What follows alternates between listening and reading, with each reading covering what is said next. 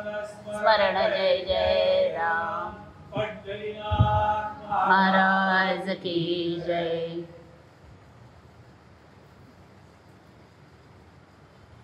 जीवनामध्ये सुख आणि दुःख एका मागोमाग एक येत असतात। जीवनात सगळेच काही दिवस सुखाचे नाहीत आणि तसे सगळेच दिवस दुःखाचे नाहीत। एका मागोमाग एक येत राहतात आणि या दुःखाचा निराश व्हावा आणि सुख, समाधान, शांतता जीवाला प्राप्त व्हावी यासाठी उपासना सांगितलेल्या आहेत। कलौ चंडी विनायकौ असं वर्णन केलेलं आहे।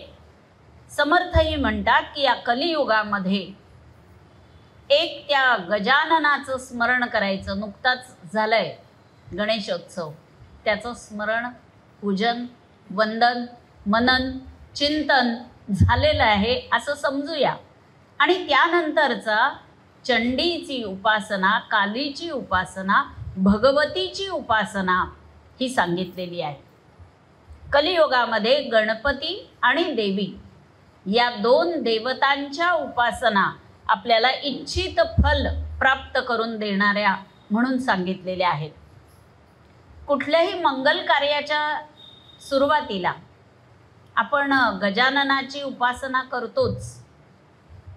देवीची सुद्धा निर्गुण उपासना आणि सगुण उपासना अशी दोन पद्धतीने उपासना सांगितलेली आहे। श्रवण, मनन, निदिध्यास या पद्धतीने ही उपासना करता येते। सामान्य लोकांसाठी स्मरण, भक्तीने जप, पूजा, वंदन आणि दर्शन या पद्धतीने सगुण उपासना सांगितली गेलेली आहे। खरं म्हणजे देवीची एका उपचाराने सुद्धा आपण पूजा करू शकतो, ते म्हणजे कुंकुमार्चन। फक्त देवीच्या जे काही श्री सुक्ताचं ते मंडल असेल किंवा फोटो असेल, टाक असेल, मूर्ती असेल, प्रतिमा असेल, जे काही असेल त्याच्यावरती तुम्ही फक्त कुंकू आपण अर्पण करू शकतो। त्याबरोबर पंचोपचार पूजा आपल्याला माहिती आहे, षोडशोपचार पूजा माहिती आहे, अशा विविध पद्धतींनी पूजा सांगितलेल्या आहेत।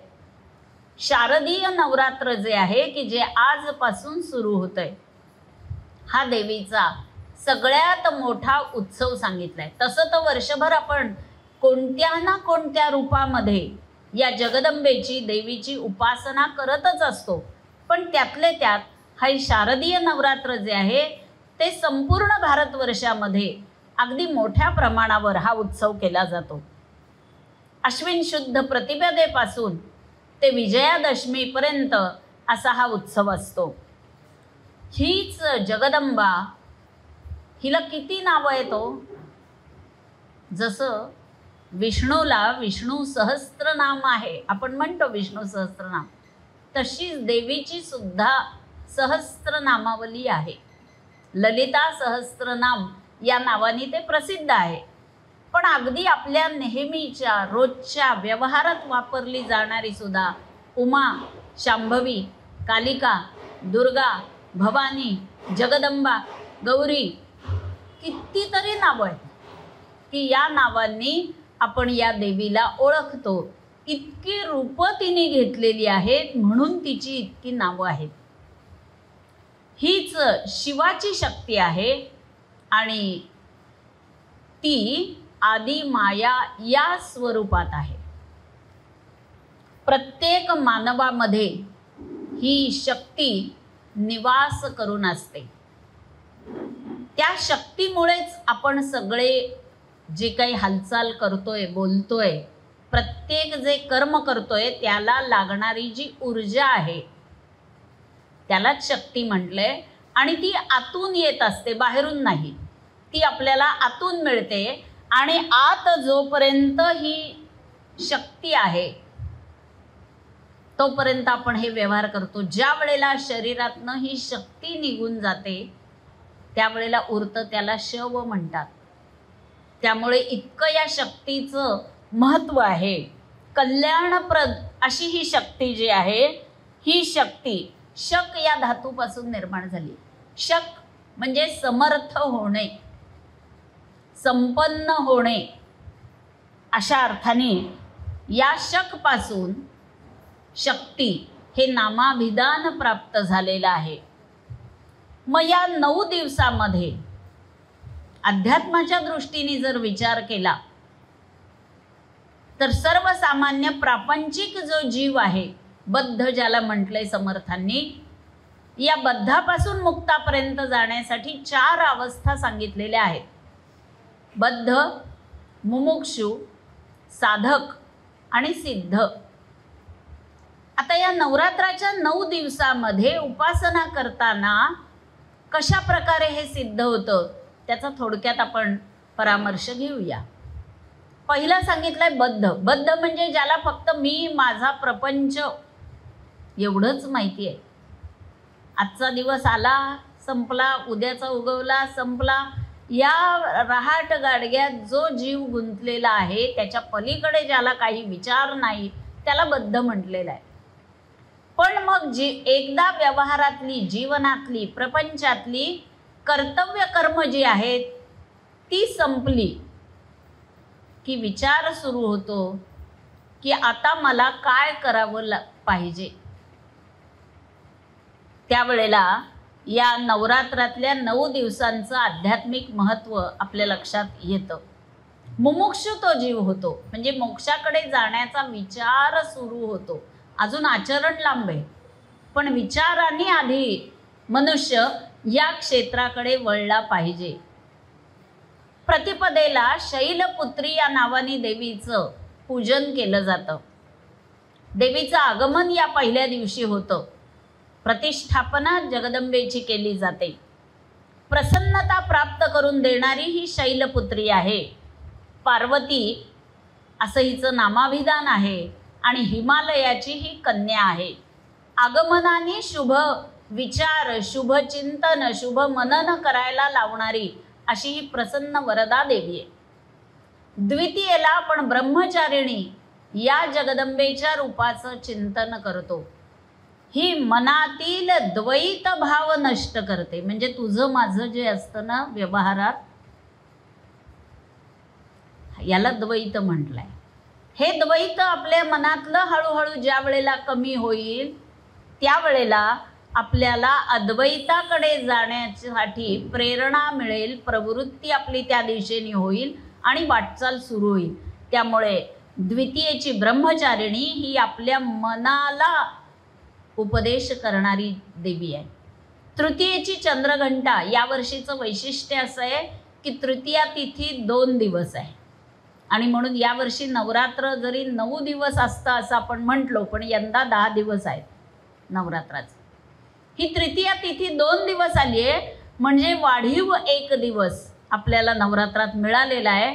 आणि हा योग अनेक वर्षांनी येतो. म्हणजे आपल्या आयुष्यात पुन्हा हा येईल असं काही वाटत नाही. आणि हा योग अत्यंत शुभ सांगितलेला आहे.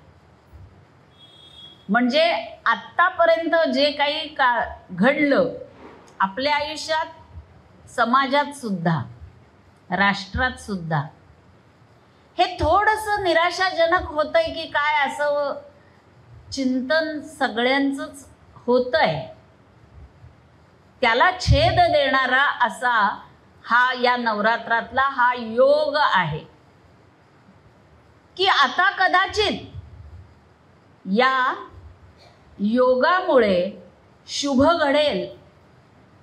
कारण काही वेगवेगळी असतील, आपल्या वैयक्तिक स्तरावर काही असतील, काही सामाजिक स्तरावर असतील आणि काही राजकीय स्तरावर सुद्धा असतील.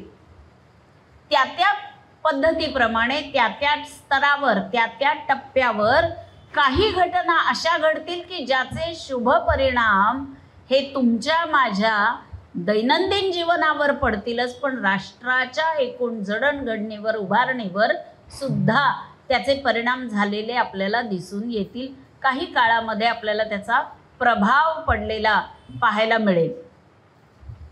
ही तृतीया काय करते तर आत्मभान जागृत करते. आत्मभान म्हणजे मी कोण आहे, मला काय करायचंय, कशासाठी भगवंतानी मला हा नरदेह दिलेला आहे, याचं चिंतन, याचं मनन एकदा सुरू झालं की मग हळूहळू आम्ही त्या दिशेने प्रवास करायला लागतो. मग व्यावहारिक गोष्टी हळूहळू बाजूला पडायला लागतात. आणि म्हणून ही जी तृतीयेची चंद्रघंटा आहे ही आपल्या डोळ्यात आत्मज्ञानाचं दिव्य असं अंजन घालते. आणि सर्वाभूती तेच स्वरूप आहे, जे माझ्यात जगदंबेचं रूप आहे तेच तुमच्या प्रत्येकात आहे, अशी आपली विशाल व्यापक दृष्टी निर्माण करण्याचं काम ही तृतीयेची चंद्रघंटा देवी, तिची जर कृपा आपल्यावर झाली तर होऊ शकते. म्हणून तिची आराधना करायची. चतुर्थीची जी देवता आहे ती आहे कुष्मांडा. कुष्मांडा म्हणजे कोहळा. हा अतिशय सात्विक आहे. आपल्याकडे त्याचं फार महत्व नाहीये दक्षिणेत, पण उत्तरेकडे त्या कोहळ्यापासून पेठा बनवला जातो. आग्र्याचा पेठा प्रसिद्ध आहे. नैवेद्यामध्ये या कोहळ्यापासून केलेला पदार्थ विशेष मानला जातो, कारण अतिशय सात्विक गुण वाढीस लावणारा असा हा पदार्थ मानला गेलेला आहे. आरोग्याच्या दृष्टीने सत्वगुण प्रधान असे जे पदार्थ आहेत त्यात याचा पहिला नंबर लागतो. आणि म्हणून ही जी देवी आहे कुष्मांडा, ही आपली परावाणी जागृत करते. 4 वाणी आहेत आपल्याला, ज्यानी आपण बोलतोय ही वैखरी आहे. आणि उलट आत आत प्रवास करत गेलं की कंठात एक आहे, इथे हृदयापाशी एक आहे आणि बेंबीपाशी आपल्या नाभीस्थानी परावाणी आहे. या परावाणीतून ज्या वेळेला नाम येतं त्यावेळेला आपण ते म्हणतो की संतांनी जे नाम घेतलंय ना, नाम तर आम्ही घेतो ना, आत्ताच आम्ही 1 माळ केली, रोज करतो, आमचा नेम आहे, मग तरी संतांना आलेला अनुभव आम्हाला येत नाही. असं का व्हावं? कारण आम्ही नाम घेतो ते फक्त वैखरीने घेतोय, फक्त तोंडाने घेतोय, मुखाने उच्चारतोय. पण जेव्हा ते रंध्रारंध्रात पोचतं त्यावेळेला ते परावाणीतून येतं. आणि असं संतांचं नाम परावाणीतून आलेलं असतं, म्हणून त्यांना त्याची प्रचिती येते, अनुभूती येते. हा फरक आहे. राम नाम तो सबक है, ठग ठाकूर और चोर. चोर सुद्धा चोरी करायला निघताना त्या रामाला प्रार्थना करून आज चांगलं डबोलं मिळू दे, राम नाम घेऊनच निघतो. राम नाम तो सबक है, ठग ठाकुर और चोर. जिस नाम से ध्रुव प्रल्हाद तरे, वो नाम ही कुछ और. मग त्यांचं काही नाम वेगळं होतं का? नाही, राम नामच ते पण घेत होते. पण फरक एवढाच आहे की आम्ही फक्त आमच्या मुखाने घेतोय, त्यांचं परावाणीतून नामोच्चारण होत होतं. आणि असं आमच्याकडून ते परावाणीतनं व्हावं याच्यासाठी काय करायला पाहिजे? तर ते इतकं मुरलं पाहिजे, सतत सतत सतत घेऊन घेऊन घेऊन. सतत म्हणजे किती हो? प्रत्येक श्वासागणिक. श्वास घेताना सो आणि सोडताना हम, सोहम सोहम सोहम, असं ते नाम झालं पाहिजे. असं जेव्हा होईल त्यावेळेला ते परावाणीतून यायला लागतं.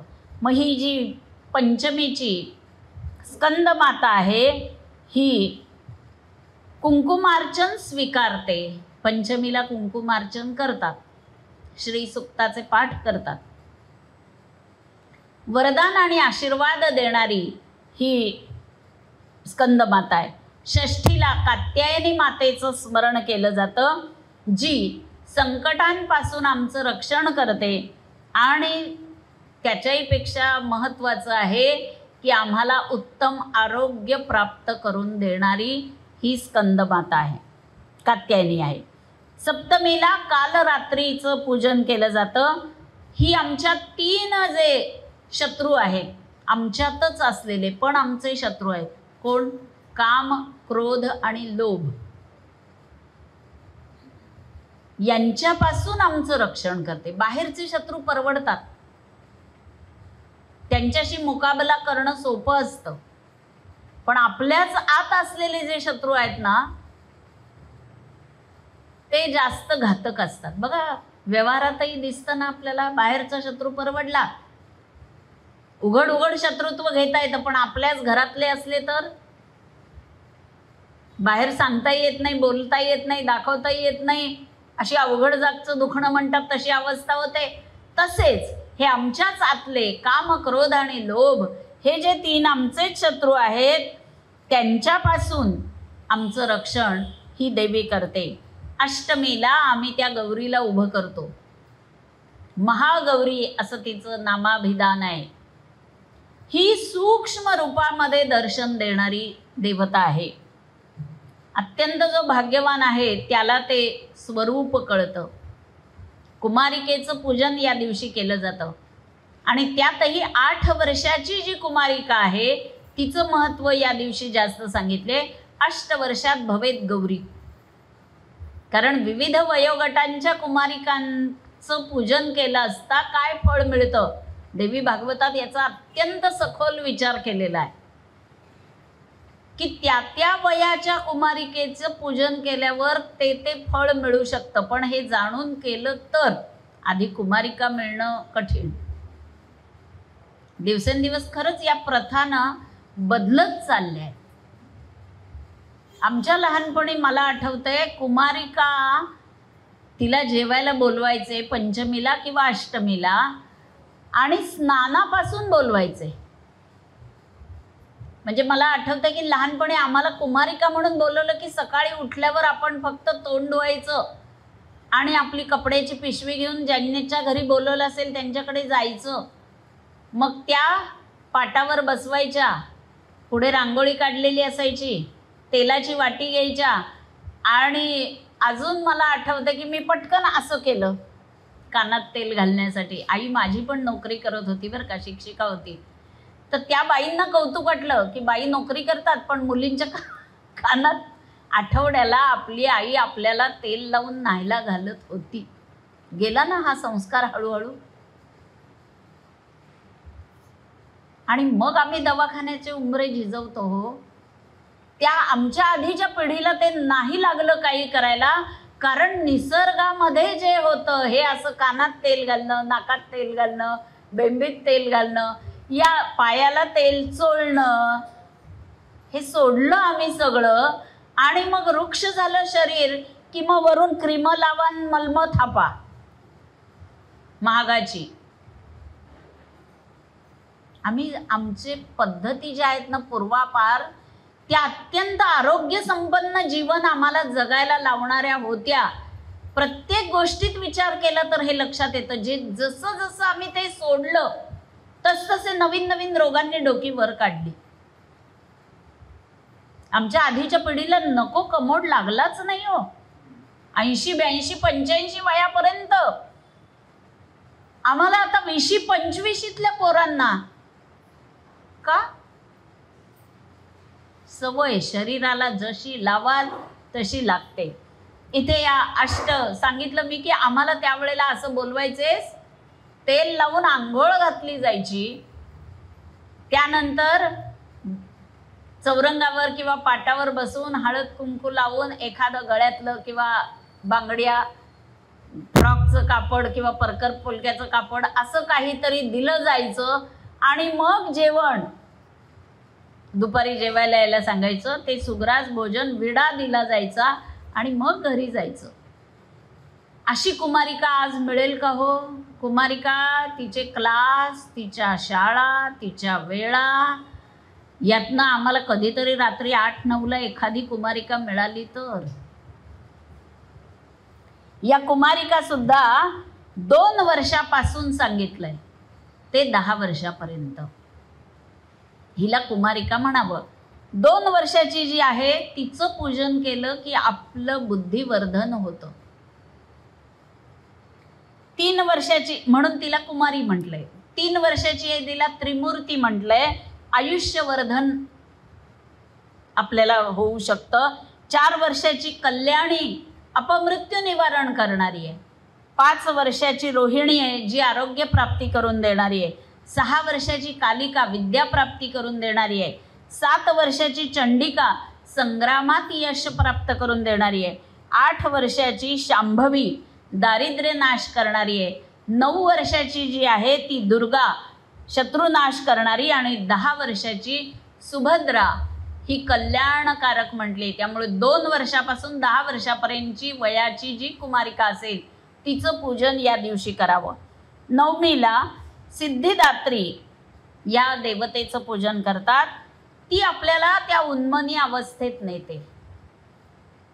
उन्मनी अवस्थेत नेणं म्हणजे काय? देहभान विसरणं. देहात्मबुद्धी जाऊन आत्मबुद्धी जागृत होणं हे अध्यात्माचं फलित आहे. ते प्राप्त होण्यासाठी आमची देहबुद्धी सुटली पाहिजे. ते हळूहळू होण्यासाठी या नवमीच्या सिद्धिदात्री देवतेची आराधना करावी असं सांगितलंय. अशा या सगळ्या ज्या देवता आहेत या आम्हाला मोक्षापर्यंत न्यायला सामर्थ्यवान बनवतात. त्यातही 3 देवता इथे प्रमुख सांगितल्या आहेत. महालक्ष्मी, महासरस्वती आणि महाकाली. या तिघींचं पूजन या नवरात्रामध्ये केलं जातं. यातली महालक्ष्मी जी आहे ही रजोगुणांनी युक्त आहे. तुमच्यात आणि माझ्यात त्रिगुण आहेत, सत्व रज आणि तम. या त्रिगुणांनी आमचं सगळं जीवन चाललेलं आहे. हे जाणून घेऊन वागता आलं पाहिजे. तुमच्या माझ्यात प्रत्येकात हे त्रिगुण आहेत. त्रिगुणातीत होणं संतांना जमलंय. आपल्याला ते अजून बऱ्याच आयुष्यानंतर कदाचित जमू शकेल. आरती म्हणतो आम्ही दत्ताची, त्रिगुणात्मिक त्रैमूर्ती दत्त हा जाणा, त्रिगुणी अवतार त्रैलोक्य राणा. त्रिगुणातीत होणं म्हणजे या 3 गुणांच्या अतीत होणं जे दत्त महाराज आहेत. मग या ठिकाणी हे जे त्रिगुण आहेत हे आमचे दिवसभरात कोणता तरी एक गुण ज्या वेळेला उच्च असतो त्यावेळेला इतर 2 गुणांना दाबून तो वर आलेला असतो. म्हणजे बघा, मी महिला वर्गाचं सांगते विशेष करून, कारण इथे महिला जास्त आहे. सकाळी जाग आली, आपल्याला झोपेतनं जागे झालो की पहिला विचार काय येतो? काय भाजी करायची, डब्याला काय द्यायचंय, काय काय कामं करायचे, आठवतं की नाही सगळं? म्हणजे हा रजोगुण आहे जो आम्हाला आता स्वस्थ बसू देत नाही. ताडकन उठ, चला हे हे हे झटपट झटपट, हे झालं की ते झालं की ते झालं की ते. आम्हाला स्वस्थ बसूच देत नाही. एका मागोमाग एक कामं दिसत राहतात आणि आमचे हात आणि पाय ते करत हिंडत असतात. हा रजोगुण आहे. समजा हे सगळं काम आटपलं, आंघोळ वगैरे झाली, सगळे आपापल्या कामावर गेले, थोडं निवांत झालं की मग आम्ही स्नान केल्यावर आम्हाला वाटतं आता देवपूजा करावी, काही स्तोत्र वाचावी, काही एक माळ जप करावी. हा सत्वगुण आता जागृत झालाय आमचा. त्यावेळेला असं काही करावं वाटतं, ते आमच्या हातनं होतं. पण आता जेवण खाणं झालं, थोडासा TV बघितला, थोडं ते व्हॉट्सॲप, हल्ली गरज आहे ना बघायला पाहिजे कोणी काय निरोप पाठवले. आम्ही जर नाहीच काही कळवलं तर म्हणजे फार शिष्ट झाले, आता काही रिप्लाय पण देत नाही, म्हणून बघावं लागतं. काय करणार? ते झालं सगळं की हळूहळू आम्हाला जरा ते अंगावर यायला लागतं जेवण. थोडंसं असं वाटतं आडवं व्हावं. हा तमोगुण आहे. निद्रा आणि आळस हे तमोगुणाचं लक्षण आहे. म्हणजे दिवसभरामध्ये या पद्धतीने आपण आपला आत्ता कोणता गुण आहे हे लक्षात घ्यायचंय. काहीतरी शेजारशीची काल झालं होतं, तिचा तमोगुण ज्या क्षणी जागृत होईल त्यावेळेला ती येते भांडायला आमच्याशी. त्यावेळेला आपल्याला कळलं पाहिजे हिचं आत्ता तमोगुण आहे. आत्ता आपण सत्वगुण आपला ठेवला तर कायमचं शत्रुत्व नाही निर्माण होणार. म्हणून या गुणांची आम्हाला माहिती पाहिजे. नाहीतर तिचा तमोगुण उफाळलाय म्हणून आमचंही आम्ही समशेर हातात घेऊन निघालो तर कायमचं शत्रुत्व निर्माण होईल. त्यामुळे हे त्रिगुण आम्ही जाणून त्यानुसार आत्ता कुठला गुण, आणि बाहेरच्यांचं सोडाव, घरातल्यांचा आत्ता कुठला गुण आहे हे समजून आपण आपला एक गुण शांत ठेवला तर प्रपंचात सुद्धा आम्हाला उत्तम तऱ्हेने जगता येतं. म्हणून ही जी रजोगुणी असलेली ही महालक्ष्मी आहे. कशी आहे? ऐश्वर्यवती आहे. ऐश्वर्य देण्यासाठी रजोगुणच उपयोगी पडणार आहे. तुम्ही जर कामच केलं नाही, कष्टच केले नाही, तर द्रव्य मिळेल का हो? नाही मिळणार. त्यामुळे रजोगुणही आवश्यकच आहे. तो ऐश्वर्य देणारा आहे, शक्ती आहे, विद्या आहे, पण संपत्ती नाही. जीवनात अपूर्णता आहे. दुसरी महाकाली जी आहे तमोगुणी आहे. मुंडक्यांची माळ घातलेली आहे, जीभ बाहेर काढलेली आहे, रक्तवर्णीय आहे, काळ्या रंगाची पूर्णती आहे आणि उग्र रूप आहे तिचं. ही तमोगुणी आहे, पण रक्षण करणारी तीच आहे. तमोगुण हा रक्षण करणारा आहे. त्यामुळे जीवनात तमोगुण सुद्धा पाहिजे. तमोगुण म्हणजे एक घाव दोन तुकडे. पण सैनिकांनी जर आमच्या त्यांच्यात तमोगुण नसेल तर घुसले कितीन काय? घुस बाबा ये, असे जर स्वस्त बसले चालेल का हो? नाही ना. तिथे त्यांनी शस्त्रच काढलं पाहिजे आणि चालवलंही पाहिजे. तमोगुण सुद्धा जीवनात आवश्यकच आहे. म्हणजे इथे शक्तीची गरज आहे, ती देणारी ही काली आहे. आणि महासरस्वती जी विद्यावती आहे, सत्वगुणी आहे, ती महासरस्वती म्हणजे शक्ती असली तरी आणि संपत्ती असली तरी ती कशी वापर, कुठे, कसा, कधी, केव्हा, कसा करायचा हे जर या बुद्धीने कळलं नाही तर ती विनाशाकडे नेणारी आहे. म्हणून बुद्धीसुद्धा तेवढीच आवश्यक आहे. आणि त्यामुळे या जीवनामध्ये शक्तीही पाहिजे, विद्याही पाहिजे आणि ऐश्वर्य म्हणजे मुबलकता, संपत्ती पण पाहिजे. आणि तिन्ही देणाऱ्या या तीन देवतांचा आपल्याला नवरात्रामध्ये पूजन करायला सांगितलेलं आहे. की जीवनात कुठेच कमी कुणाला लेखण्याचं कारण नाही आहे. कारण जसे आम्हाला आध्यात्मिक क्षेत्रातले लोक हवेत, तसेच साहित्यिक पण हवेत, तसेच सीमेवर लढणारे पण हवेत, तसेच शस्त्र चालवणारे डॉक्टर्स पण हवेत, तसेच शस्त्र हातात घेणारे पण बुद्धीचा वापर करणारे इंजिनियर्स पण हवेत. जीवनातल्या प्रत्येक क्षणी आम्हाला हे सगळं वरदान देणारी ती जगदंबा, ती आई आहे. आणि म्हणून या नवरात्रात तिची उपासना सांगितलेली आहे.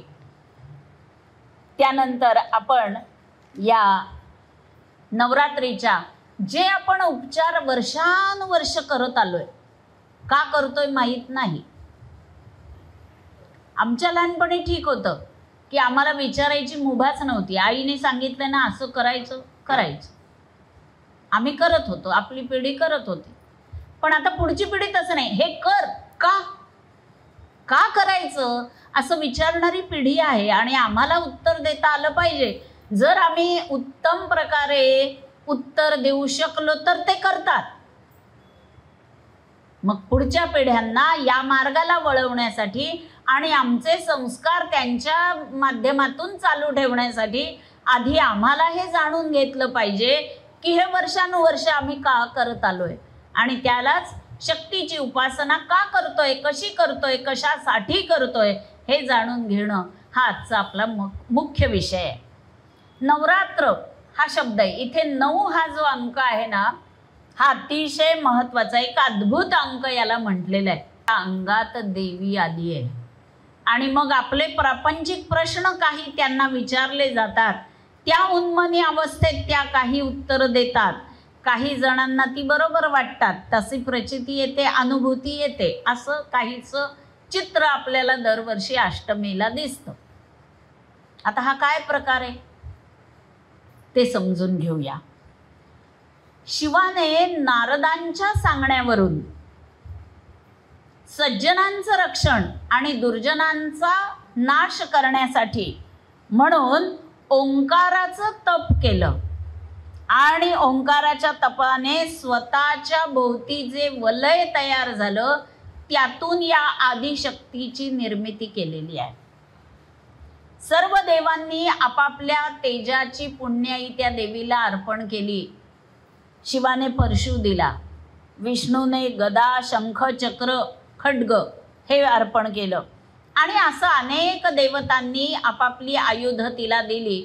प्रसन्न झाली देवी आदिमाता आणि तिने सांगितलं की या असुरांचा नाश करण्यासाठी जेव्हा जेव्हा गरज पडेल त्या त्या वेळेला मी अवतार घेईन आणि असुरांचा वध करीन. मग तिने ती घागर हातात घेतली आणि त्याच्यात प्राणशक्ती फुंकली. ते जे असं करतात उच्छवास टाकायचा असतो त्याच्यात. आणि त्याच्यामध्ये अष्टद्वारपाल तिने निर्माण केले. 8 दिशांनी त्यांनी आमचं रक्षण करावं अशी प्रार्थना त्या जगदंबेने त्या अष्टदिक्पालांना केली. देवी भागवतात त्यांची नावं पण आलेली आहेत.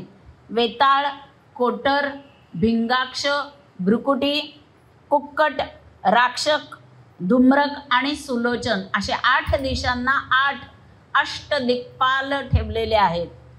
आजही त्याचं प्रतीक म्हणून त्या घागरी फुंकल्या जातात. आता दुसरं विज्ञान त्यातलं असं आहे की त्या उच्छवास जो आपण सोडतो तोच पुन्हा घेतला जातो, म्हणून त्यांना गुंगल्यासारखी अवस्था प्राप्त होते आणि थोडंसं त्या भानावर नसल्यासारख्या होतात.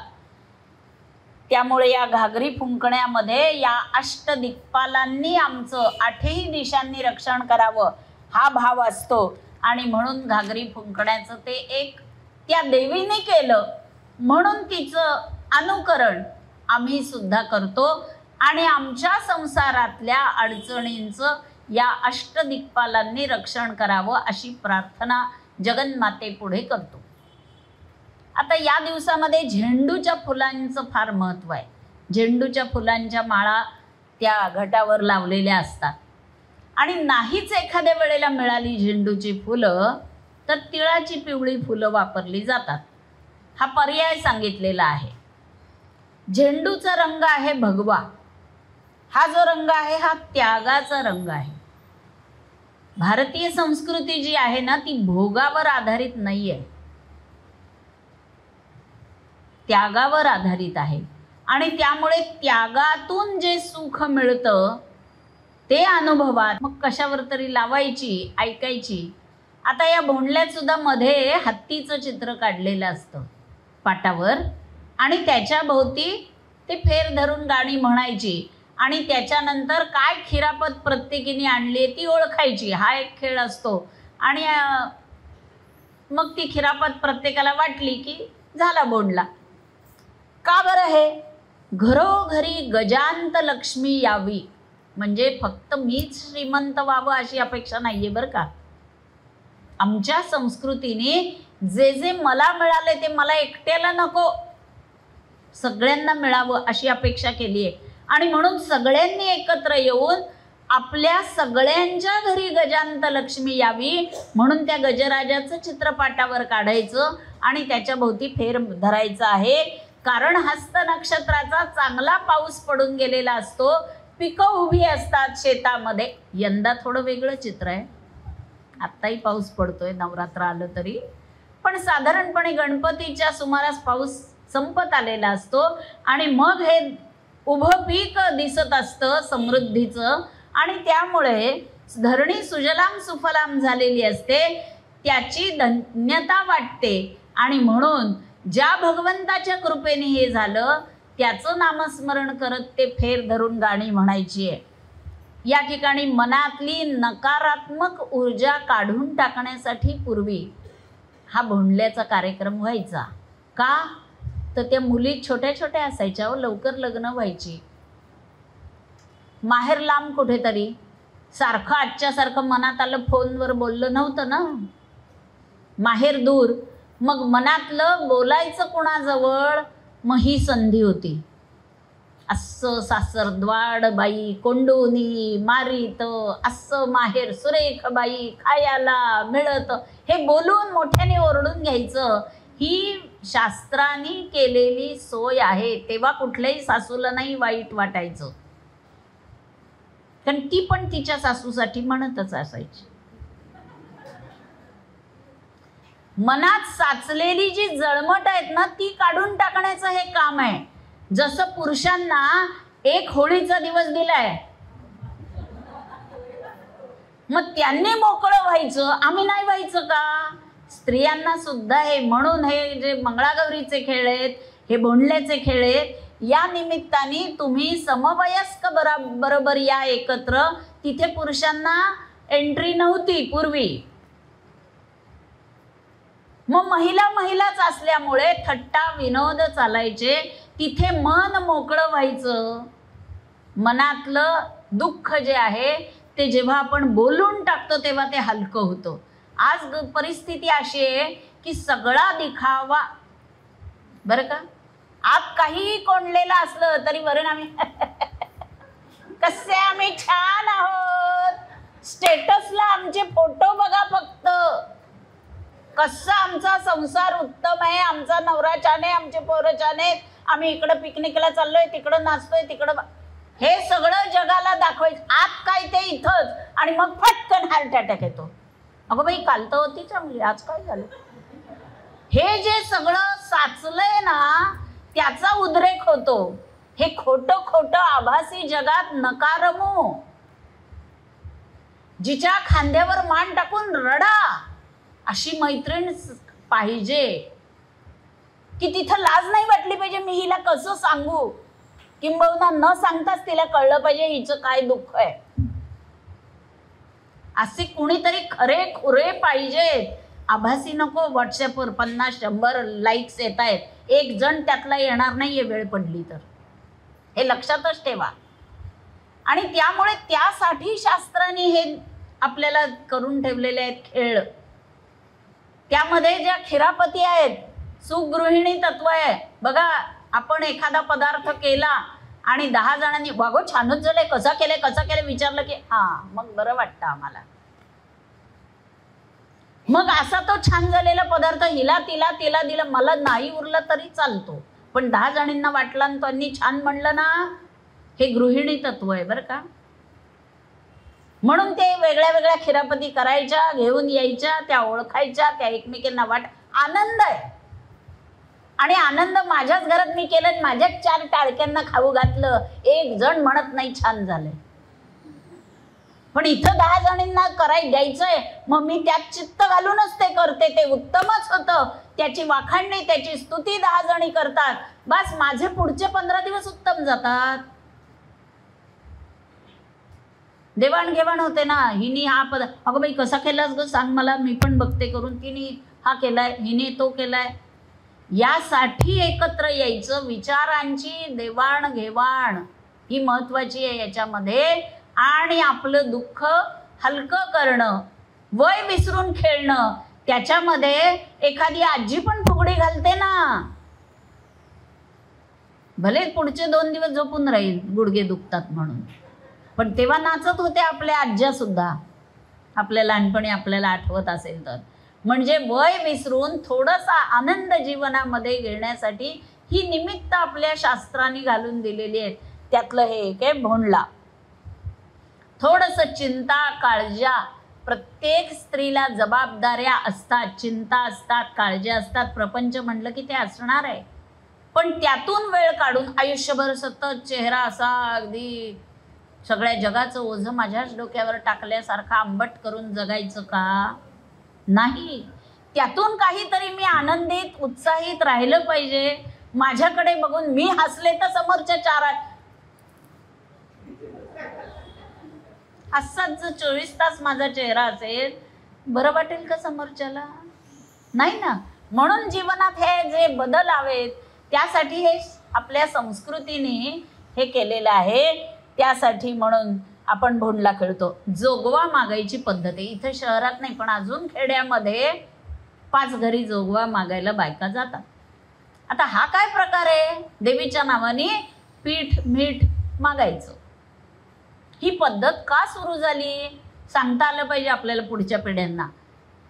ज्या वेळेला युद्ध चालू होतं, ती देवी त्या महिषासुराचा वध करत होती, त्यावेळेला रणांगणावरचे जे सैन्य लढणारं होतं, त्या सैन्याच्या पोटापाण्याची काय व्यवस्था कुणी करायची?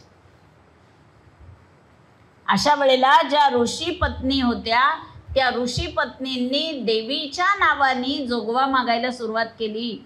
आणि भरपूर धान्य पीठ काय जे असेल ते शिधा जमा झाला आणि त्यातून या सैन्याचं पोट भरलं गेलं आणि म्हणून जगदंबेच्या नावाने पोती पोती धान्य जमायला लागलं हो.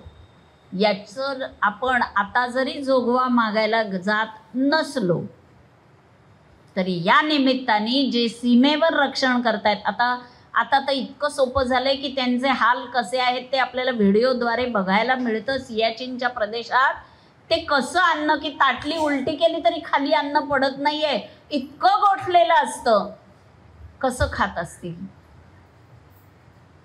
आणि अशा स्थितीत ते आपल्यासाठी 24 तास डोळ्यांनी पहारा करत थांबलेले आहेत. त्यांना सणवार काही नाही, मग त्यांच्यासाठी आपण आपल्याकडचं काहीतरी दिलं पाहिजे की नाही. आहेत हमसारख्या संस्था की ज्या कार्यक्रम असे करतात आणि तुम्हाला आवाहन करतात की त्यांना फराळ पाठवा, राख्या पाठवा, काही त्यांना फंड्स पाठवा.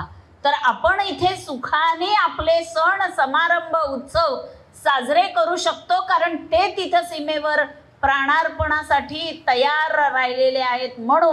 म्हणून आमचे सण चांगले जर साजरे करावेत असं आम्हाला वाटत असेल तर त्यांचं स्मरण ठेवलं पाहिजे. जोगवा त्यासाठी आता आम्ही 5 घरी जोगवा नाही मागायला जात, पण आम्ही त्यांच्या निमित्ताने आमच्या स्वतःच्या पुंजीतली काही थोडी रक्कम तिथे पाठवली पाहिजे. त्यांचं स्मरण ठेवलं पाहिजे. जोगवा त्यासाठी आहे हे लक्षात ठेवा. त्यानंतर आघाड्याचं वर्णन येतं. अपामार्ग, त्याला संस्कृत शब्द अपामार्ग आहे, म्हणजे आघाडा. आपण ज्या वेळेला श्रावणामध्ये जिवतीची पूजा करतो पहा, तो कागद लावलेला असतो, त्याला आघाड्याची माळ. तो आघाडा आता मिळतो का नाही, आणि आघाडा म्हणून आम्हाला काय देतात, दुर्वा म्हणून सुद्धा वाटेल ते देतात. तर आघाडा कोणाला माहिती आहे. पूर्वी अंगणातच हे सगळं असायचं, त्यामुळे हे आघाडा वगैरे वनस्पती माहीत असायच्या. पण या आघाड्याची माळ याच्यामध्ये दुसरं म्हणजे गणपतीला जी 21 प्रकारची पत्री वाहतो आपण, आता आम्ही कुठं 21 प्रकारच्या ती जोडी त्यांनी जी दिली आहे त्यात काय जे 2-4 प्रकार असतील ते वाहणार. पण 21 प्रकारची पत्री व्हावी असं सांगितले. हरतालिकेच्या सणाला पत्री व्हावी असं सांगितले. पत्र आणि फुलं पण वेगळ्या वेगळ्या प्रकारची, तेवढे मंत्र आहेत. आता त्या गुरुजींनाही वेळ नसतो आणि आम्ही त्यांना म्हणतो अर्ध्या तासात आटपेल ना, मला 10-52 पकडायची आहे. तो गुरुजी म्हणतो अर्धा तास काय 15 मिनिटात पूजा सांगतो. आम्हाला घाई त्यापेक्षा त्यांना घाई आहे. बरोबर आहे की नाही. तुम्ही जर म्हणलात सांगा अर्थ तर ते सांगतील, पण आम्हाला ऐकायला वेळ नाही, मग त्यांना सांगायला वेळ नाही. असो, हा आघाडा का जो आहे अपामार्ग, हा सेनापती होता अपामार्ग नावाचा, देवीचा, जो रणामध्ये त्या महिषासुराचा वध करत असताना त्याने उत्तम कामगिरी केली आणि म्हणून देवीने त्याला वर दिला की कलियुगामध्ये तू वृक्ष रूपामध्ये म्हणजे झाडाच्या रूपामध्ये येशील आघाडा या नावाने, आणि श्रावणात जिवतीच्या पूजेला, भाद्रपदात गणपतीच्या पूजेला प्राधान्याने तुझा समावेश केला जाईल. म्हणजे हा सेनापती जो आहे त्याचं जे काही योगदान आहे त्या युद्धात त्याचं स्मरण देवीने ठेवून त्याला वर दिले. आपले जे सेनापती लढत असतात त्यांचं आपणही स्मरण ठेवलं पाहिजे, हा विचार या ठिकाणी येतो. त्यानंतर दशमीच्या दिवशी आपण आपट्याची पानं एकमेकांना वाटतो, त्यासाठी झाडं ओरबाडून आणतो. लावत मुळीच नाही, जागाच नाही, वेळही नाही. असतील नसतील ती ओरबाडायची एवढंच माहिती फक्त आम्हाला. हा काय प्रकार आहे. देवीचा ज्या वेळेला विजयादशमी म्हटलंय, विजय झाला, तो महिषासूर ठार झाला, त्यावेळेला सगळ्यांनी देवीचा जय जयकार केला, टाळ्या वाजवल्या, आनंदोत्सव केला, नाचले लोक. अशा वेळेला त्या देवी संतुष्ट झाली. त्या आपट्याचं जे झाड होतं त्याची जी पानं आहेत मध्ये जोडलेली आहेत आणि दोन अशी अशी असतात, तर त्या आपट्याच्या पानांनी असे असे असे असे जणू टाळ्या वाजवल्या, देवीचा जय झाला. म्हणून देवीने त्या वृक्षाला वर दिला की तुला सुवर्णत्व प्राप्त होईल. या दिवशी सुवर्ण म्हणून लोक एकमेकांना तुझी पानं देतील. आणि असं त्या आपट्याच्या झाडाला म्हटलेलं आहे. देवीने कवड्यांची माळ गळ्यात घातलेली असते आणि देवीचे जे भूते असतात, गोंधळी असतात, जोगते असतात, त्यांच्याही गळ्यात त्या कवड्याच्या माळा असतात.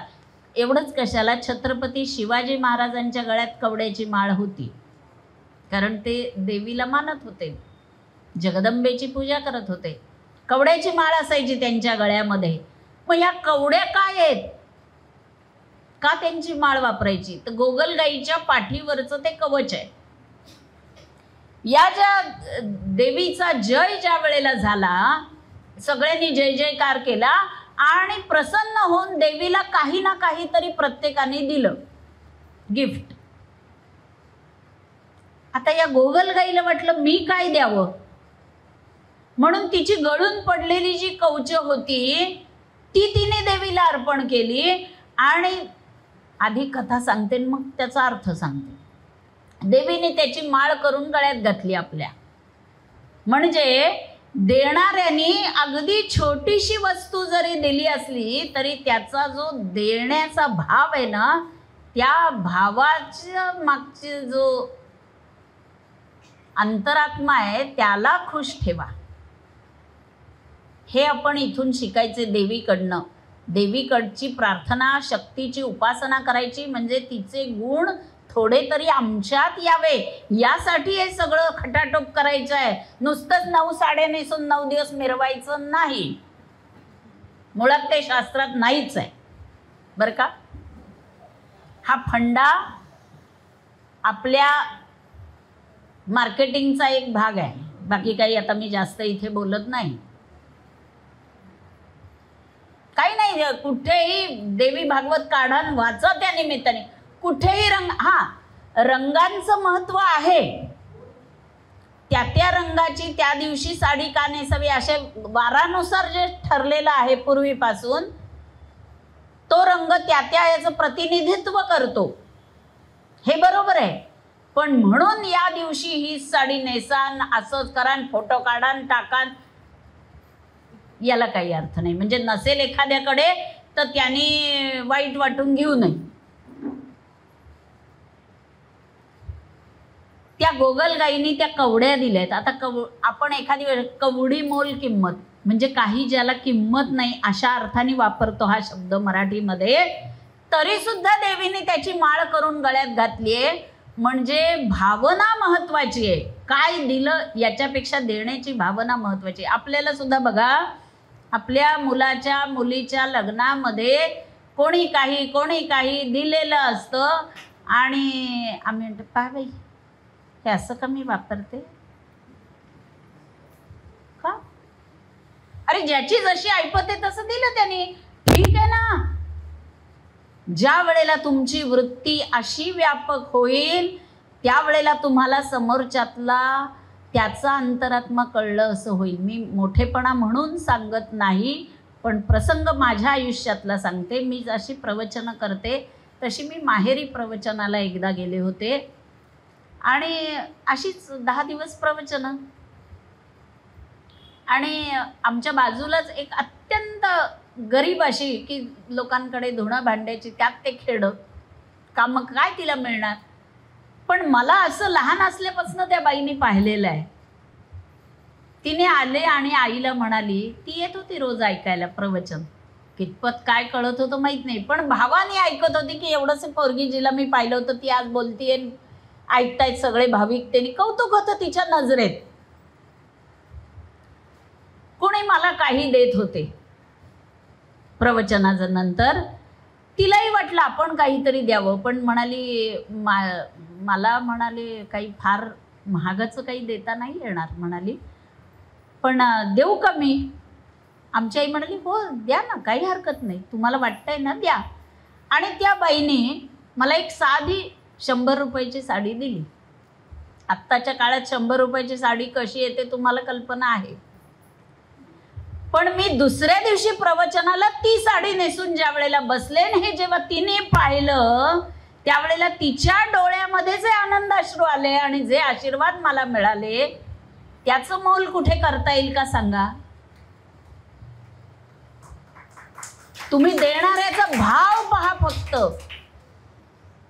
किती रुपयाची वस्तू आहे. आज प्रत्येक गोष्ट, अरे लहान मुलं विचारतात, काही जर एखाद्याने दिलं ना त्यांच्या केवढ्याच आहे, अरे दिलंय हे महत्वाचं नाहीये का, केवढ्याच आहे हा विचार मुलांच्या मनात येतो कसा. कारण आई बाबा काहीतरी त्याबद्दल बोलले असतील, नाहीतर लहान मुलाला ही वस्तू केवढ्याची आहे हे विचारण्याचा प्रश्नच नको पडायला. त्यामुळे आपण हे लक्षात, याच्यावरनं आपण हे शिकायचं. कोणीही काहीही मला दिलं तरी त्याची देण्याची वृत्ती, भाव आहे तो पहा आणि त्यात आनंद पहा. एकदा तरी ती वस्तू वापरा, त्याला बरं वाटतं. हे असा भाव जो असलं आम्ही वापरतो का, हे नको बाई मला, ही वृत्ती सोडा. ही कुपमंडूक वृत्ती आहे. आणि ज्याचा आपण मिरवतोय ना की आम्ही काय अशा साड्या नेसतो का, अरे आज आहे उद्या नाही. बघा टीव्हीवर ज्यांचे बंगले आहेत, इतका पाऊस झालाय की असेल त्या परिस्थितीत गच्चीवर जाऊन उभे राहिले तर हेलिकॉप्टरने त्यांना नेतायत अंगावरच्या एका वस्त्रानिशी. आता काय त्यांचं जे सगळं असेल, पुढे काय मिळणार आहे, उद्याला काय. भूजचा जो भूकंप झाला एका क्षणात, श्रीमंताच्या गुजराती बायका ज्यांच्या अंगावर भरपूर सोनं नाणं हे असायचं, एका क्षणात रस्त्यावर आल्या. 4 दिवस झाले बदलायला वस्त्रच नाही. कधी काय होईल. ही लक्ष्मी अत्यंत अस्थिर आहे बरं, चंचल आहे.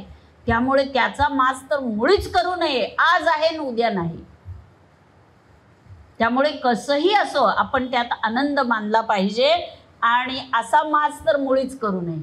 हे असलं आम्हाला चालत नाही. तसलं कधीच काय चालवून घ्यायला लागेल त्याच्या मनात आलं तर सांगता येत नाही. दुर्दैवाने ती परिस्थिती येऊ नयेच कोणावर, पण येऊ आलं तर काय.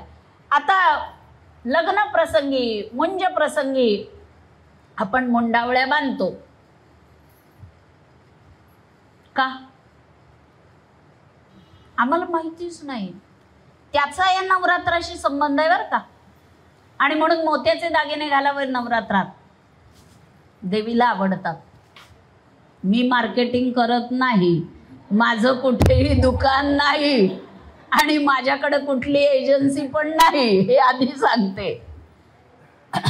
काय झालं, ज्या वेळेला महिषासुराचा वध झाला, इतरही अनेक असुरांचा वध झाला आणि साधे जे सैन्य असुरांचं जे होतं त्यांचाही अनेकांचा वध झाला. काही जखमी होते, विवळत पडलेले होते. आता रणांगण म्हणल्यानंतर हे सगळं असणारच. आणि अशा वेळेला जखमी अवस्थेत असलेले ते असुर देवीला शरण आले आणि त्यांनी तिचा जे होते ते असुर, पण आता आपला पराभव झालाय, जे जिंकले त्याचा जय जयकार करावा एवढी बुद्धी त्यांना होती आणि त्यांनी देवीचा जय जयकार केला. देवीला शरण आले आणि म्हणाले आता काही वेळातच आमचा प्राण जाणार आहे हे आम्हाला माहीत आहे, पण आमची अशी प्रार्थना आहे की आम्ही शरण आलोय तर आमच्या मुंडक्यांची माळ तू गळ्यात घाल. म्हणून ते कालीचं उग्र रूप जे आहे ना, मुंडक्यांची माळ घातलेली आहे, रक्ताळलेली मुंडकी. देवीने त्यांची ती इच्छा पूर्ण केली. जेव्हा ते मृत झाले त्यावेळेला त्यांच्या मुंडक्यांची माळ देवीने गळ्यामध्ये घातली आणि त्यांची पार्थिव शरीर जी होती ती सागरामध्ये लोटून दिली. आता या सागरामध्ये शिंपल्यातल्या मोत्यात त्याचं रूपांतर झालं, जे देवीला शरण आलेले होते त्यांचं.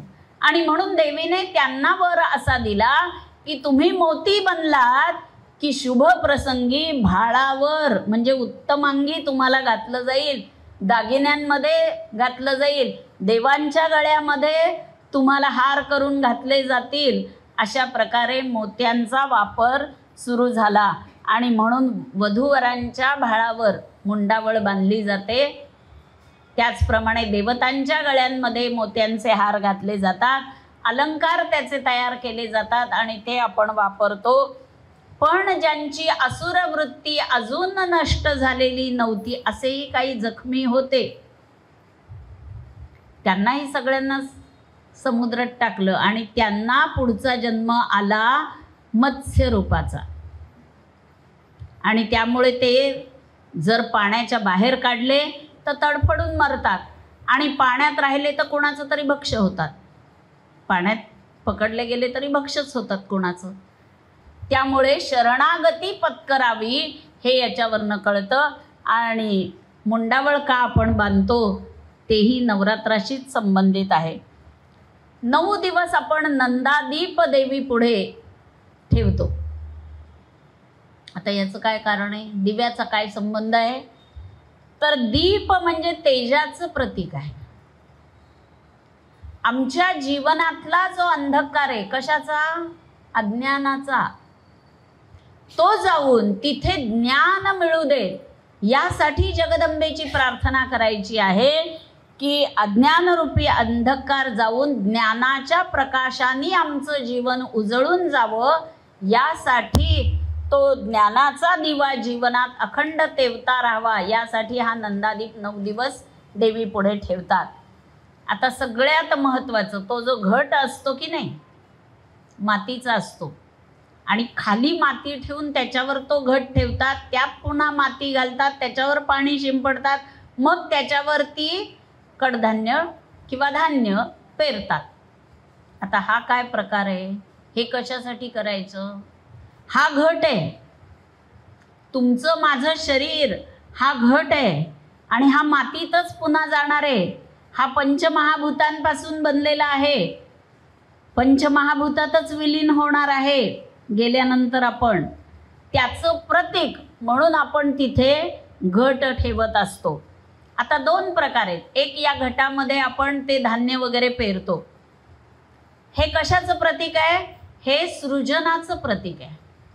गर्भ जो आपल्या उदरामध्ये असतो तो सुद्धा 9 महिने 9 दिवस असतो आणि त्यानंतर तो बाहेर येतो. हे सृजनाचा हा उत्सव आहे, नवरात्राचा उत्सव. म्हणून मातृदेवता किंवा ह्या सृजन शक्तीचा हा आपण उत्सव करत असतो. मग तुम्ही म्हणाल कुमारिकांचा कशाला पूजन करायचं? एकीकडे जो सृजनाचा उत्सव म्हणतोय, मग कुमारिका काही सृजनाचं प्रतीक नाही. तर ती जी कुमारी आहे, आज जी कुमारी आहे, तीच उद्या माता बनणार आहे, हे लक्षात घ्या. म्हणजे स्त्रीच्या जीवनामधली ही अवस्था आहे. आज ती कळी रूपात आहे, कलिका रूपात आहे, सुप्त अवस्थेत तिचे सगळे अवयव आहेत.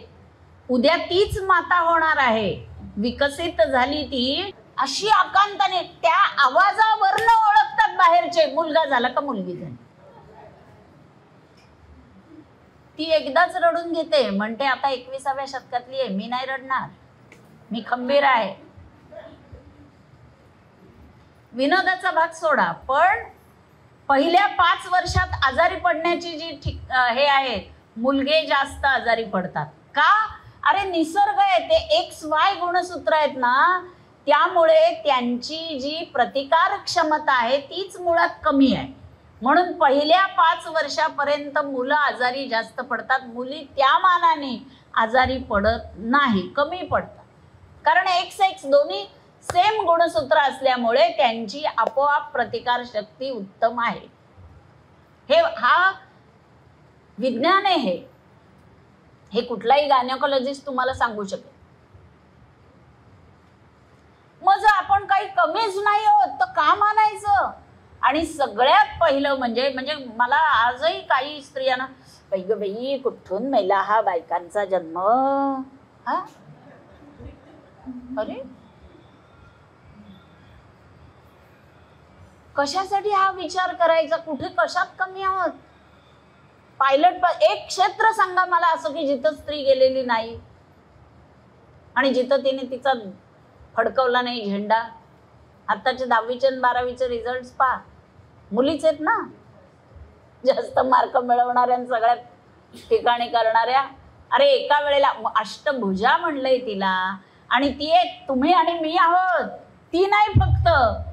बघा, विचार करा, सकाळी जागा झाल्याबरोबर त्या घरातल्या स्त्रीकडे बघा, तिने दूध तापत ठेवलेलं असतं, बाजूच्या गॅसवर तिने चहाही ठेवलेला असतो, तेवढ्यात तिला वाटलेलं असतं मुलांना उठवायचं, ती लगेच धावत जाते, चल रे उठ, तुझी शाळेची वेळ झाली. तेवढ्यात त्याच्या दप्तरात बघते सगळं घेतलंय का नाही त्यांनी, तेवढ्यात बेल वाजली की ती धावत, किती नाचत असते ती घरात एका वेळेला. मग हे अष्टभुजेचं रूप नाहीये तर आणखीन काय?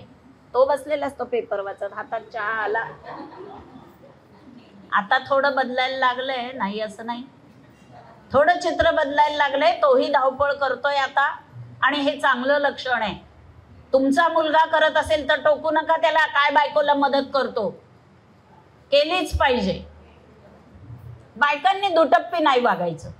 जावयाने केलं तर चालतं का? तर माझ्या मुलीला सुख मिळतं.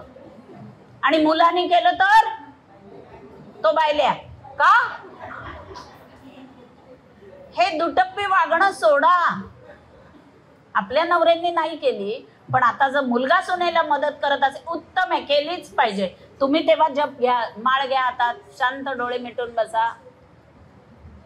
तो करतोय ना, करू दे. त्यांचा संसार आहे, त्यांनीच करायला हवा. आपण लुडबुड करायला जाऊ नका.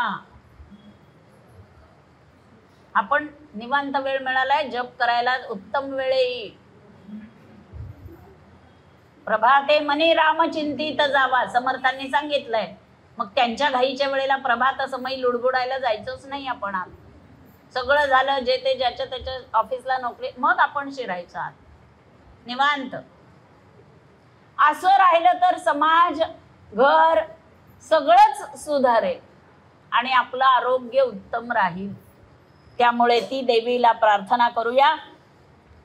निर्मितीतील सोनं आहेत. पूर्वी भारताचं वर्णन असं करायचं की घरावर सोन्याची कौलं होती. म्हणजे काय हो? म्हणजे घराघरात ऐश्वर्य होतं. खरीच कौलं सोन्याची नव्हती. हा, एवढे काही मूर्ख लोक नव्हते सोन्याची कौलं करणारे. पण अर्थ याचा असा, शब्दार्थ नाही भावार्थ लक्षात घ्यायचा त्याचा, की एवढी संपन्नता, एवढं ऐश्वर्य संपन्न आमचा देश होता, आम्ही होतो. मग असं जे आहे ते उभ्या पिकावर आणि मनावर सुद्धा अमृत शिंपडणारी अशी ती देवता आहे, जगन्माता आहे. तिचं स्वागत आनंदाने आम्ही केलं पाहिजे. आणि त्याच्यात ते जे अंकुर येतात, कोवळे, ते डोक्यात घालतात. पद्धत आहे बरं का. खरं म्हणजे ते डोक्यात घालायला नको. हे जे कोवळे अंकुर आले, गहू रस रोपांकुर, याचं जर मिक्सरमध्ये तुम्ही रस काढला पाणी घालून आणि ते घेतलं तर अनेक रोगांवर ते उत्तम औषध आहे. म्हणजे ते डोक्यात घालण्यापेक्षा त्याचं जाणून घ्या काय महत्व आहे. कोवळे कोवळे मोड आलेले मूग, धान्य, कडधान्य ही जर न्याहारीला रोज घेतली तर आरोग्य तुमचं उत्तम राहणार आहे. हे लक्षात घ्या. आणि त्याचा आहारात म्हणजे सेवन करा, ते डोक्यात नाही घालायचं, ते सेवन करा असं सांगितलेलं आहे. त्यानंतर 9 दिवस काही जण उपवास करतात. इथे उपवास करणं म्हणजे काय आहे? मन त्यातनं काढणं आहे. पण आम्ही उद्या उपवास आहे म्हणल्यावर आज संध्याकाळपासनं जो तो भिजत टाकला का, भिजत टाकला का, भिजत टाकला का, साबुदाणा काय बाई विसरेल? सारखं 24 तास त्या साबुदाण्याचाच विचार हो, काय उपयोग आहे? नका असा उपवास करू. पित्त होतं, दुसऱ्या दिवशी डोकं धरून बसते ती बाई, कशाला? त्यापेक्षा रोजचं आहे ते खा, नामस्मरण करा. हा उपवास उत्तम. उप म्हणजे जवळ, वास म्हणजे निवास, मनाने भगवंताच्या जवळ राहणे, याला उपवास म्हणले. खा काहीही, काहीही म्हणजे सात्विक. थोडी बंधनं हवीत शरीराला, मनाला. त्यामुळे सात्विक आहार घ्यावा. अशा प्रकारे बऱ्यापैकी मला असं वाटतं एक विडा सांगते आणि थांबवते. देवीला विड्याचा तांबूल प्रसाद म्हणून दिला जातो, लोकांनाही देतात. विशेषतः ती रेणुका मातेचा विडा तांबूल हाच प्रसाद असतो. इथे जो तांबूल सांगितलाय ना, तो इतका वेगळ्या प्रकारचा आहे. खरं तर पूर्वी घराघरामध्ये आपल्या लहानपणी तांबूल असायचाच. आणि निदान 2-4 दिवसातनं म्हणजे आठवड्यातनं 2-3 वेळा आपला तांबूल खाणं व्हायचं आणि ते पचनासाठी उत्तम आहे. दुसरं स्मरण करून देते, पूर्वी बाळंतिणीला रोज विडा द्यायची पद्धत होती. का तर वायू गॅस धरू नये आणि पचन चांगलं व्हावं, तिने खाल्लेल्या अन्नाचं आणि दूध भरपूर यावं यासाठी विडा देत होते. त्यामुळे देवीचा विडा हा पाचक आणि सगळ्या अर्थाने आपल्या स्त्रियांच्या आरोग्याला उपकारक असा आहे. या दृष्टीने विड्याकडे बघा. शांतीरूपी नागवेलीची पानं घ्यायची बरं का. आता असा विडा जमतोय का करायला बघा आणि जमला तर मला कळवा. शांतीरूपी नागवेलीची पानं म्हणजे आपली मनात आधी शांतता पाहिजे. मीपणाचा चुना लावायचा आहे त्याला, म्हणजे मीपणा सोडला. आपण म्हणतो ना चुना लावला, सोडला, मीपणा सोडायचा आहे. वासनारूपी सुपारी फोडून घालायची आहे. भावार्थाच्या कापुरात ती घोळवून घेतलेली असली पाहिजे. त्यात जो कात घालायचा आहे तो विवेकाचा घालायचा आहे, विवेक करायचा आहे. वैराग्याचं थोडंसं जायफळ, जास्त नाही, सोडायचं नाहीये प्रपंच, थोडं वैराग्य पाहिजे. दयारूपीत किंचित जायपत्री पाहिजे. मीन माझं नाही, थोडं बाहेर बघितलं पाहिजे कोणाला गरज आहे का. क्षमारूपी लवंगा, त्याही थोड्याशाच टाकायच्या असतात. ठीक आहे ना, चुकलं असेल क्षमा करा ना, सोडून द्या ना. क्षमा केली की त्यांना फायदा होईल की नाही माहीत नाही, पण आपल्याला भरपूर होतो. आपल्या मनावरचं दडपण ओझं जातं. तेच आठवून जास्त त्रास होण्यापेक्षा सद्बुद्धीचा वेलदोडा किंचित घालायचा आहे. बुद्धी माझी सद्बुद्धी राहू दे, त्याचा वेलदोडा. हे सर्व अर्पण करायचं. आणि अशा प्रकारचं नवरात्र हे कर्नाटकात आणि बंगालमध्ये विशेष प्रकाराने केलं जातं, पण इतरही प्रांतात असतं. वर्षभरात आम्ही कोणकोणत्या उपासना करतो त्याचं एकदा फक्त आठवण देते करून. हरताळका, मंगळागौर, श्रावणातले संपत शुक्रवार, बोडण किंवा गोंधळ, अन्नपूर्णेची म्हणजे चैत्रातली गौर जी बसवतो ती अन्नपूर्णा, कुंकुमार्चन शुक्रवारी, अष्टमीला, पौर्णिमेला आणि नवरात्रात करतात. घागरी फुंकणं, लक्ष्मीपूजन अश्विन दिवाळीत, अमावस्येला, ललिता पंचमी, कोजागिरी पौर्णिमा, त्या दिवशी देवीचंच रूप आपण तिचीच पूजा करतो. लक्ष्मी, चंद्र आणि इंद्र यांची पूजा. आणि सटवाईची म्हणजे जन्मानंतर 6व्या दिवशी सटवाईची पूजा. अशा अनेक रूपांमध्ये वर्षभर देवीची पूजा आपण करतच असतो. आणि असंच याही नवरात्रात यंदा 10 दिवस करायचे आपण पूजा करू. एक पद देवीचं म्हणते आणि थांबते.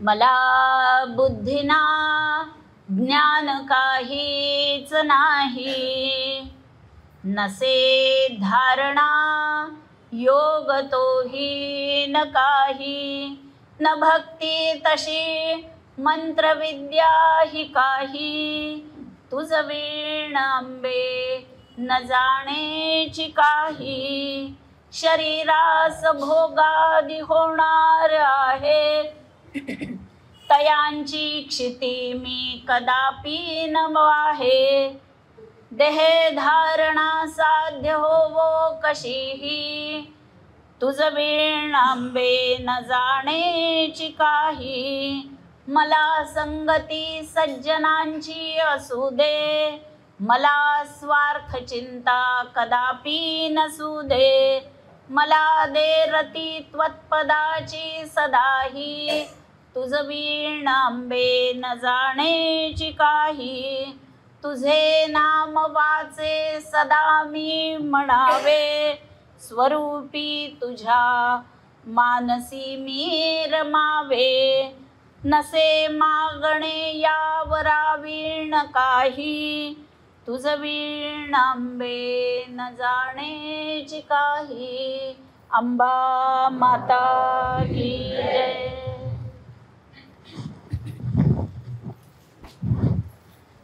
आजचं प्रवचन ऐकून सगळ्यांना नक्कीच आनंद झाला असेल आणि बऱ्याच गोष्टी ज्या आपल्याला माहीत नव्हत्या त्या बऱ्याच गोष्टी माहिती झाल्या असतील.